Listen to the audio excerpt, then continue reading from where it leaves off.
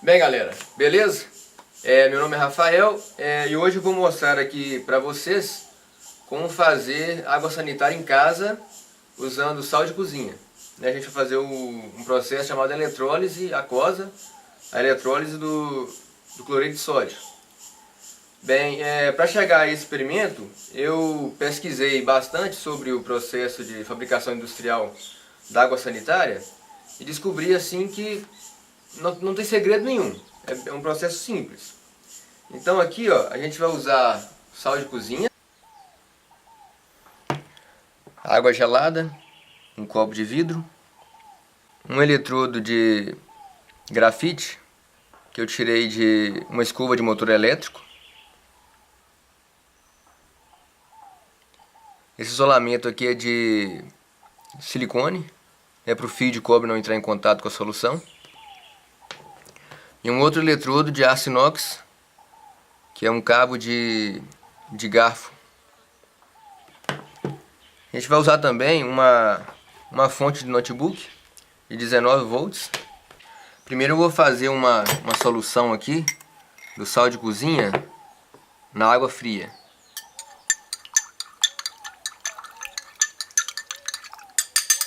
E, assim, não estou calculando a quantidade não, porque o teste é só para saber mesmo se eu vou conseguir fazer ou não. A quantidade de sal aqui não importa. Desde que seja o suficiente para acontecer a eletrólise, já está bom.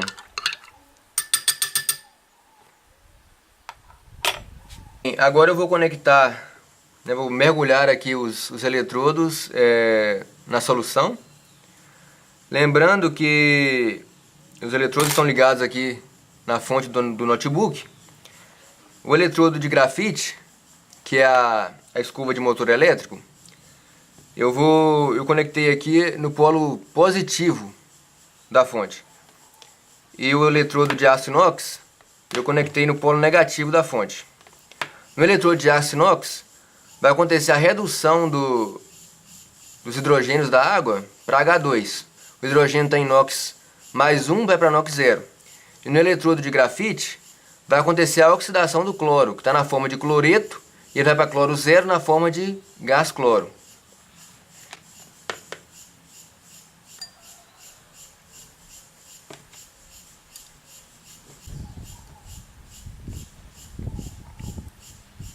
É importante não deixar que os eletrodos se toquem enquanto a fonte estiver ligada, para não acontecer um curto-circuito, né? E assim, como é produzido, assim, possivelmente pode ter liberação de gás cloro, eu estou fazendo aqui esse experimento num ambiente mais aberto, que é a varanda da minha casa. Então agora eu vou ligar a fonte.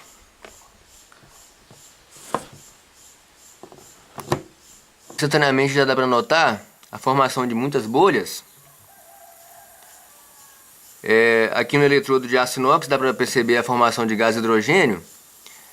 E aqui no eletrodo de grafite também acontece a eletrólise do oxigênio da água, né? Então você tem a liberação de oxigênio e hidrogênio. Junto com a eletrólise do sal acontece a eletrólise da água. Eu tive que levantar os eletrodos um pouquinho, porque a corrente estava muito alta e a fonte estava desarmando. Então aí quando você levanta, a superfície de contato do eletrodo com a solução diminui e a corrente que passa no sistema também diminui.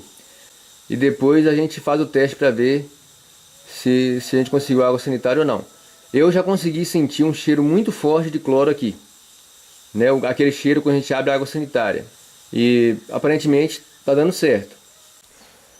O sistema aqui esquentou um pouco, e aí eu resolvi colocar num banho de água fria, de água com gelo.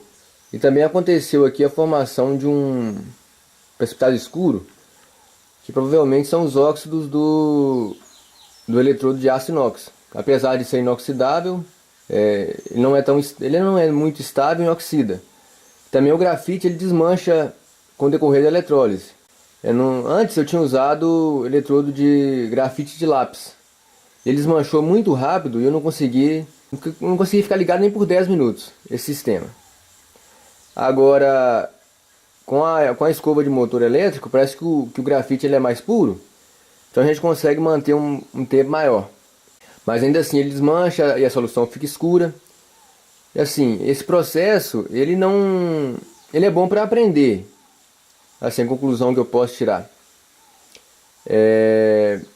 Para aprender sobre o sistema, como é que funciona a eletrólise. Agora, para você produzir água sanitária para usar em casa, eu acho que é meio complicado.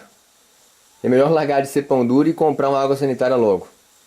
E assim, esfriar o sistema é muito importante, porque a formação do hipoclorito, que é o princípio ativo da água sanitária, só acontece em temperaturas abaixo de 40 graus. Acima de 40 graus, em vez de produzir hipoclorito de sódio, você produz clorato de sódio. Então a gente resfria aqui para o equilíbrio da reação tender a produzir o hipoclorito. Aqui eu já desmontei o sistema. E o que eu pude notar é o seguinte: essa cor escura da solução se deve apenas ao eletrodo de grafite. Eu não sei se vai dar para ver aí, mas o eletrodo de grafite foi bem corroído. Agora, o eletrodo de aço inox, ele está perfeito. O eletrodo de aço inox, ele não deveria oxidar mesmo, não, porque ele estava cátodo, né? Que é o eletrodo onde acontece a redução e não a oxidação. Bem, agora a gente vai fazer aqui um teste para ver se a gente tem mesmo água sanitária aqui. Aqui eu tenho uma solução de ortotolidina, que é um indicador de clorativo, né, dos íons hipoclorito. Então, antes de fazer o teste com essa solução que a gente fez, a gente vai fazer um teste de água com sal, que vai ser o nosso branco aqui, para mostrar que antes do sistema a gente também não tinha água sanitária. Esse indicador aqui, se ele ficar amarelo, né, uma solução indica que a gente tem uma solução pouco concentrada de hipoclorito. Agora, se ela ficar mais escura ou chegar próximo do vermelho, a gente tem uma solução com alto teor de clorativo. Vou pingar aqui. Aí dá pra ver que a solução continua transparente, que indica que a gente não tem cloro. E a gente vai fazer o teste com essa solução aqui que a gente preparou. Aqui eu tenho água nesse tubinho de plástico aqui. E vou adicionar uma gotinha da solução que a gente preparou.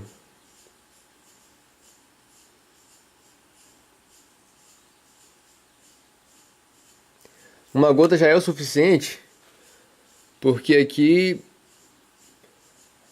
tem uma solução muito concentrada de hipoclorito de sódio. Vamos agora adicionar aqui um indicador. Isso vai mudar de cor.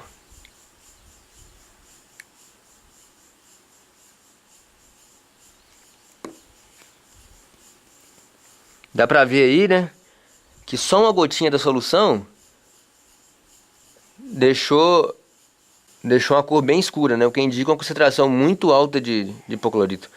Assim, a reação funcionou, o único problema é a cor, que ficou feia. Eu não poderia terminar este vídeo antes de falar das reações que acontecem. Então, como vocês podem ver aí nessa imagem, eu coloquei o ânodo como sugador de elétrons e o cátodo como fornecedor de elétrons, porque é dessa forma que eu entendo o funcionamento desses dois eletrodos. E aí na reação do ânodo, você pode ver, né, que o cloreto perde 2 elétrons e transforma em cloro, gás cloro. E no cátodo, os hidrogênios da água, na verdade, um hidrogênio de cada molécula de água, ganha 2 elétrons, né, formando gás hidrogênio, mais 2 hidroxilas. Aí, somando as duas reações, a gente tem a reação global. Dá para ver que a gente tem a formação de gás cloro e também de hidróxido de sódio. Vou falar também das reações que independem dos eletrodos. E aí você pode ver que o cloro, depois de ser formado, ele reage com o hidróxido de sódio, formando cloreto de sódio mais hipoclorito de sódio mais a água. Porém, a maior parte do cloro não reage diretamente com o hidróxido de sódio, porque ele primeiro reage com a água, né, nessa segunda reação, formando ácido hipocloroso mais HCl, que por sua vez vão reagir com NaOH, né, o hidróxido de sódio, formando cloreto de sódio mais hipoclorito de sódio mais a água. Na nossa eletrólise, a gente utilizou grafite como ânodo e tivemos o problema deste eletrodo se desmanchar durante o processo. Na indústria, eles usam platina, né, como material para construir o eletrodo. E a platina, ela é muito mais estável do que o grafite, mas por outro lado, ela também é um material muito caro, né? Então, o grafite foi uma forma que eu encontrei de substituir a platina e deu certo. Mas o problema é que a solução ficou escura. A eletrólise, ela só acontece de forma satisfatória quando a gente usa corrente contínua para fazer as reações acontecerem. Isso porque, se a gente utilizasse a corrente alternada, quando a corrente mudar de sentido, a reação também muda de sentido. Como vocês podem ver aí neste gráfico vermelho, e com a reação também em vermelho embaixo, onde o cloreto transforma em cloro e logo depois ele pode voltar a ser cloreto de novo, né, quando a corrente mudar de sentido. Já com a corrente contínua, o cloreto só transforma em cloro e não o inverso. A fonte de notebook veio, nessa experiência, justamente fornecer uma corrente contínua, já que nas nossas casas a gente tem corrente alternada, que é de 60 Hz, né? Isso significa que os elétrons mudam de sentido 60 vezes por segundo. Então, a nossa fonte de notebook pega essa corrente alternada de 110 volts, abaixa essa voltagem para 19, no caso da nossa fonte, e transforma essa corrente alternada em corrente contínua. Então, o vídeo chega ao fim e eu gostaria de pedir a vocês para que, se gostaram do vídeo, deem um joinha aí embaixo, se inscrevam no canal. Forte abraço!